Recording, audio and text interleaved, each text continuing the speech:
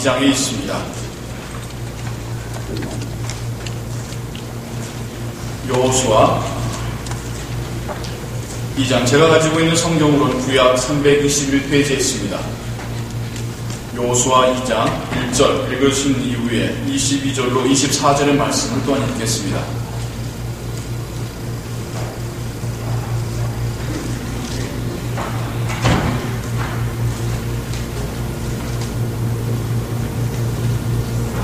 우리 모두 한 목소리로 1절 읽으시고 22절부터 24절 읽겠습니다.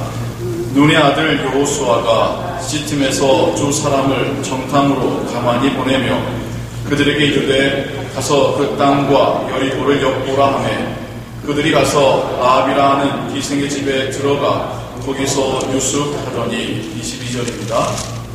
그들이 가서 산에 이르러 따르는 자들이 돌아가도록 사흘을 거기 유함에 따르는 자가 그들을 길에서 두루 찾다가 만나지 못하니라. 그 두 사람이 돌이켜 산에서 내려와 강을 건너 눈의 아들 여호수아에게 나아와서 그 당한 모든 일을 고하고 또 여호수아에게 이르되 진실로 여호와께서 그 온 땅을 우리 손에 붙이셨으므로 그 땅의 모든 거민이 우리 앞에서 간담이 높더이다. 한국 속담에 자라보고 놀란 것은 뭘 보고 놀랐다고요? 소뚜껑 보고 또 놀란다 라는 말이 있습니다. 참 원고 적으면서 이거 영어로 어떻게 번역하실까 되게 염려됐던 그런 속담이기도 합니다. 여하튼 한번 된통 당하고 나면 혹은 크게 혼난 경험이 있고 나면 다시 도전하기가 어렵다라고 해석해도 좋을 듯 합니다. 여러분들에게 별거 아닐 수 있고 지금 돌아와서 생각해보면 정말 별거 아니었던 것 중에 제가 경험했던 거 한 가지를 여러분과 나눠보자 합니다. 제가 처음 미국으로 유학을 왔을 때의 일입니다. 저는 한국 촌놈이었습니다.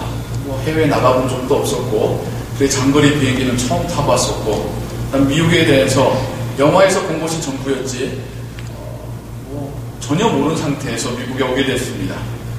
미국에 와서 가장 먼저 해야 되는 일이 무엇인지 아십니까? 많지만 운전면허증입니다. 운전면허증을 짜야지 이게 저의 신분증 역할도 할 수 있고 무엇보다도 우리가 사는 이런 곳은 넓지 않습니까? 걸어서 갈 곳이 아니잖아요. 하다못해 식료품을 사더라도 차를 타고 가야 되는 것이 이 주변에 혹은 미국의 그런 상황입니다. 근데 미시건주에서는 제가 처음 도착했던 미시건주에서는 차를 사려면 운전면허증이 있어야 한다는 겁니다. 그리고 보험도 들어야 되는데 하여간 뭐든지 그 시작은 운전면허증입니다. 운전면허증을 따야지 차도 살 수 있고 보험도 들 수 있는 거예요. 운전면허증이 없었습니다. 차를 구할 수가 없었고 차가 없으니 장을 보기 위해서 기본적인 식료품을 구하기 위해서 그 당시에 제 아이가 10개월 정도 됐었는데요. 태어난 지 왕복 2시간 거리를 걸어서 다녀온 적도 있습니다. 쇼핑하는 시간까지 포함하니까 3시간 걸렸더라고요. 제가 미국에 오기 전에 지금은 더 합니다만 그때까지만 해도 제가 무사고 12년 경력이었습니다.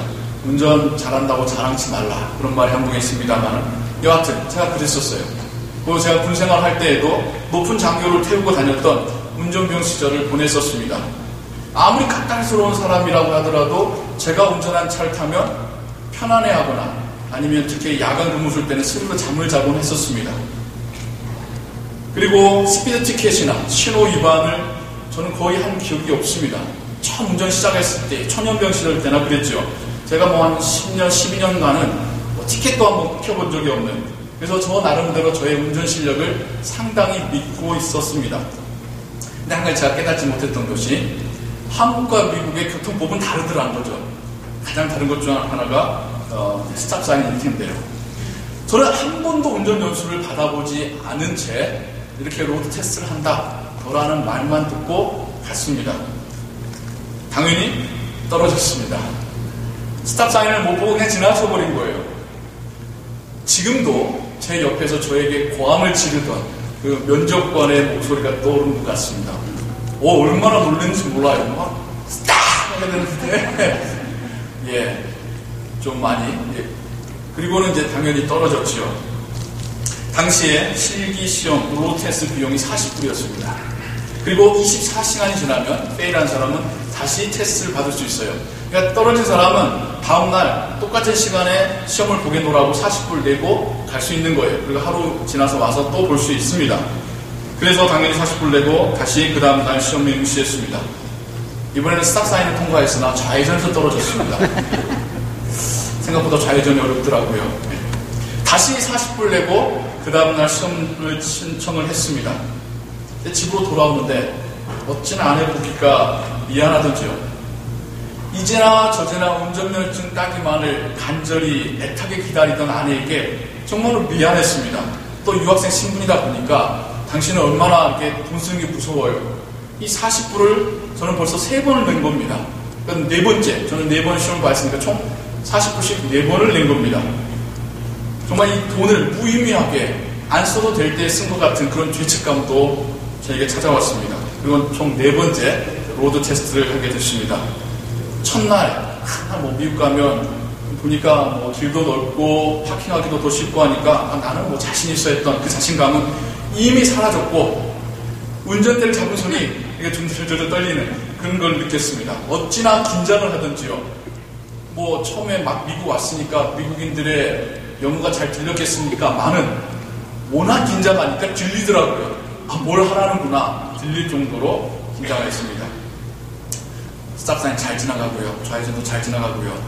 불사 거의 끝나는데 우회전에서 또 틀렸네.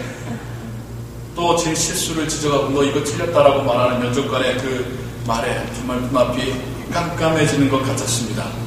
심지어 다 큰 어른이 눈물이 좀 핑 돌 정도였습니다. 또 봐야 되나? 또 떨어졌나? 근데 갑자기 이 면접관이 저에게 너 연기 초 아냐고 물어보는 거예요. 패스터, 레버런드, 연기 초 알아? 그래서 물어보는 거예요. 그때 당시 제 히어링으로 제가 알아들 수 없는 상태였음에도 불구하고 그게 알아듣게 되었고 이게 조용기 목사님을 이야기하는가 보구나 라고 생각이 들었습니다. 이유인즉슨 그날 아침만큼은 제가 너무나도 간절하게 이 로드 테스트에서 합격하고 싶은 마음에 면접관과 함께 차에 타자마자 잠깐 익스큐즈 한 다음에 운전대 붙잡고 기도하고 출발했는데 그 모습 보고는 얘가 크리스찬인가 보구나 라고 생각했었나 봅니다. 물론 저는 조용기 목사님을 직접 만나뵌 적은 없습니다. 개인적으로 순복음 신앙 그렇게 썩 좋아하지도 않는 편이었죠. 그러나 알잖아요. 그래서 예스 그랬죠. 그랬더니 그 사람도 자기도 조용기 목사님을 안다. 그리고 그분의 집회에서 은혜를 많이 받았다라고 말하는 거예요. 그리고는 씩 얼굴에 웃음을 지으며 합격을 말해 주었습니다. 제 평생 그렇게 조용기 목사님이 고마울 때가 없었습니다. 한번 크게 제가 신세를 졌습니다. 오늘 우리가 읽은 성경의 본문에서 여호수아와 이스라엘 민족도 저와 비슷한 감정을 갖고 있었지 않았나 생각해 보게 됩니다. 이미 이들은 40년 전에 너무나도 큰 실패를 경험했던 기억이 있습니다.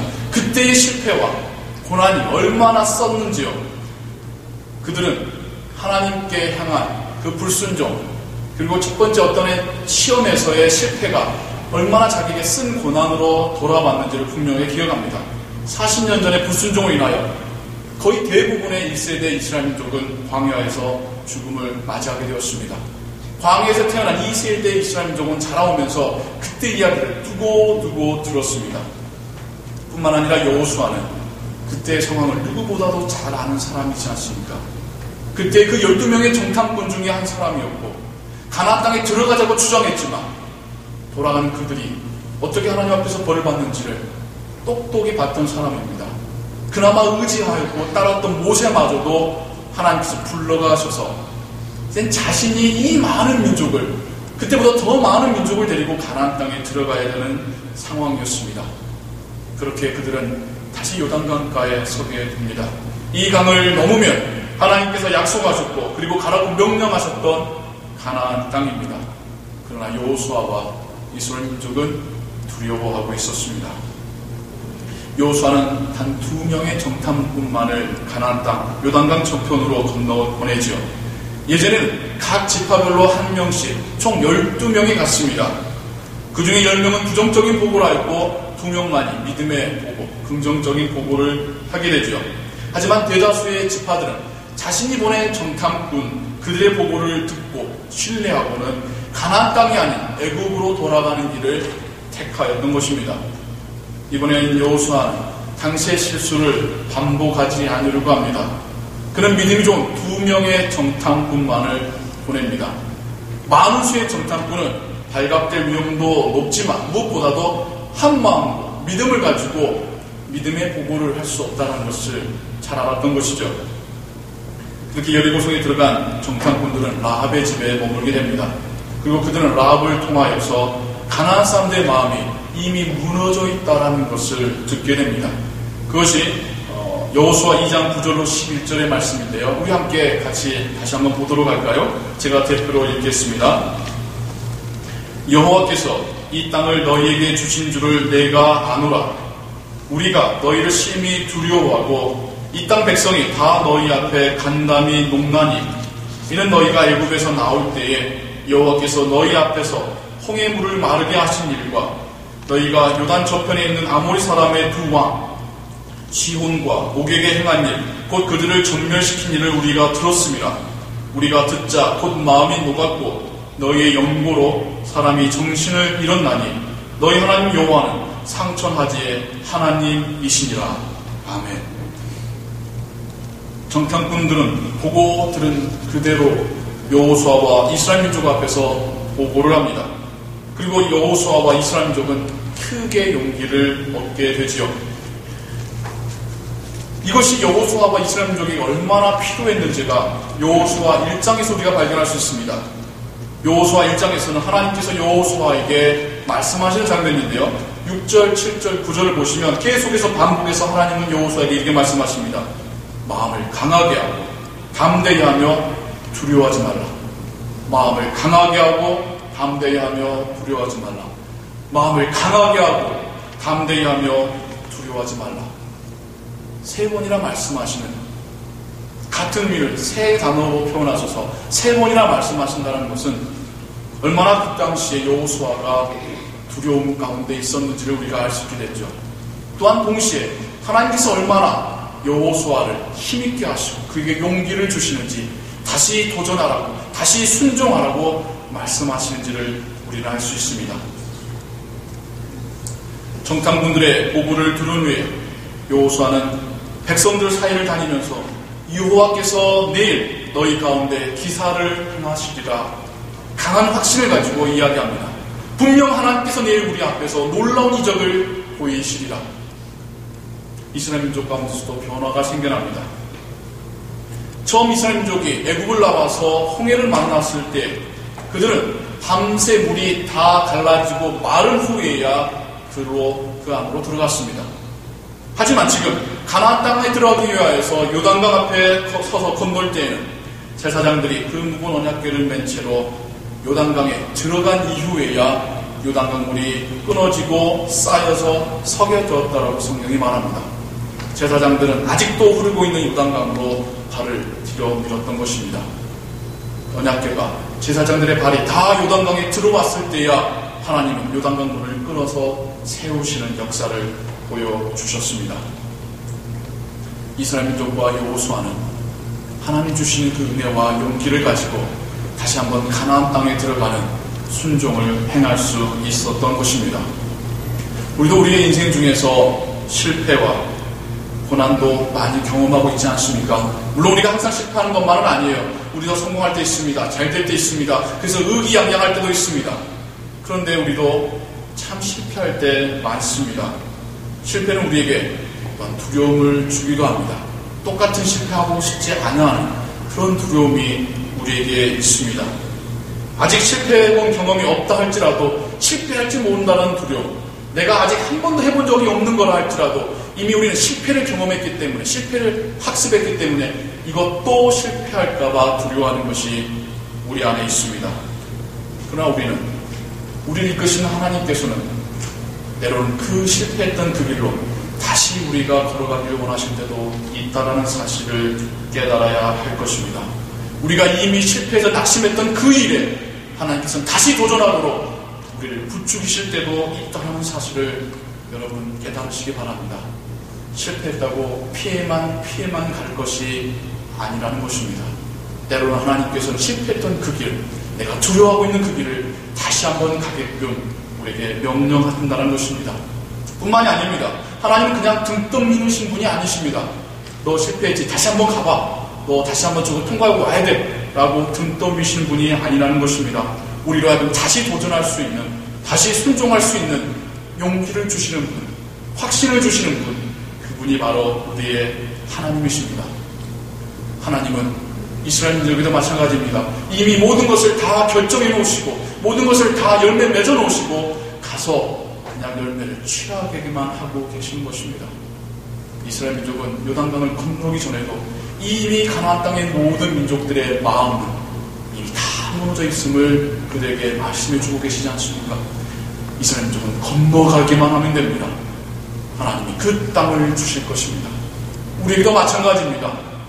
하나님이 다시 우리에게 도전하고 순종하라 말씀하실 때에 하나님 그 너머에 이미 열매를 맺혀 놓으셨음을 여러분 믿으시기 바랍니다. 또한 다시 도전할 수 있는 용기를 우리에게 주시는 하나님이심을 여러분 믿으시기 바랍니다. 그렇다고 해서 우리가 무턱대고 들어갈 일은 아니죠. 여호수아가 정탐꾼을 보내듯이 하나하나를 점검하며 조심스럽게 일을 행해야 합니다. 이건 지혜의 문제인 것이죠. 많은 수의 이스라엘 민족이 한꺼번에 들어가지 않고 정탐꾼을 먼저 보내는 것, 그들을 통하여 하나님께 행하신 일을 먼저 보고 오는 것, 그것을 통하여 이스라엘 민족의 마음을 담대히 하려는 것, 그런 과정들은 분명 필요합니다. 하나님께서 우리에게 새로운 도전을 주실 때, 심지어 그것이 예전에 실패를 경험했던 것이라 할지라도 하나님께 의지하시며 다시 한번 도전해 보시기 바랍니다. 무턱대고 들어가지 마시고 하나님 주신 지혜를 가지고 하나하나 점검하며 하나님께서 나와 어떻게 함께 행하시는지를 보시며 순종해 나아가시는 여러분 되시기를 주님의 이름으로 축원합니다. 더불어 우리 교회가 이제 해외 선교를 마치 이렇게 어렵게 한 걸음 한 걸음씩 내딛고 있음을 돌아보게 됩니다. 작년에는 7명의 학생과 3명의 장년이 도미니칸 공화국을 다녀왔습니다. 첫 번째 우리 교회에서의 단기 선교였습니다. 올해에는 6명의 장년이 멕시코를 다녀오게 됩니다. 작년과 마찬가지 올해도 우리는 선교지를 둘러보고 그들과 함께하고 그들과 함께 먹고 돌아오게 될 것입니다. 우리와는 너무나도 멀리 떨어진 곳입니다.